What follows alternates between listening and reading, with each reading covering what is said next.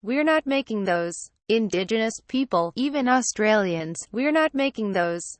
Who is making this, says Yoel new artist Bandik Marika.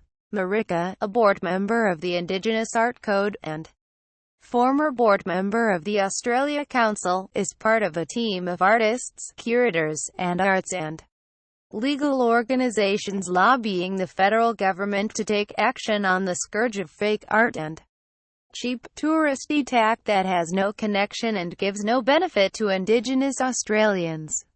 The main thing that makes us angry is that when you travel and you go to Darwin and you go to Alice Springs, even Cairns or elsewhere, you come across a tourist shop with everything Australian. Koalas, kangaroos, those dolls with the hat and the corks, and Aboriginal ceramics or whatever, standing on one leg, and the boomerangs, and all saying how they're authentic designs, says Marika. Garma Festival 2017 brings together song, dance and politics. In pictures read more. When you know how some things are being made and where, that's what makes you angry. Things are done in commercial numbers overseas just to sell. Next weekend, dozens of art centers will converge in Darwin for the city's annual Aboriginal Art Fair.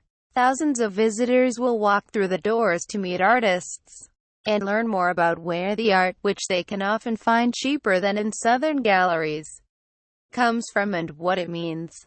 A week earlier, many others made their way to the Garma Festival in northeast Arnhemland, the birthplace of the Yadaki, or didgeridoo, for a celebration of art and culture, and an exploration of Indigenous affairs. While these groups might reasonably be expected to have a decent understanding of Indigenous art and its origins, millions of other visitors to Australia don't, yet all go through international airports and tourist shops selling yidakis, boomerangs and other Aboriginal souvenirs with no legitimate connection to Indigenous communities, cultures or stories. Facebook, Twitter, Pinterest. The Gapan Gallery at the 2017 Garma Festival in northeast Arnhem Land. The gallery showcased Indigenous prints from the region. Photograph, Helen Davidson for The Guardian. The Fake Art Harms Culture campaign, launched last year, estimates that up to 80% of stores that sell apparently Indigenous products are selling fakes, many made in and imported from Asian and Pacific countries such as Indonesia and China.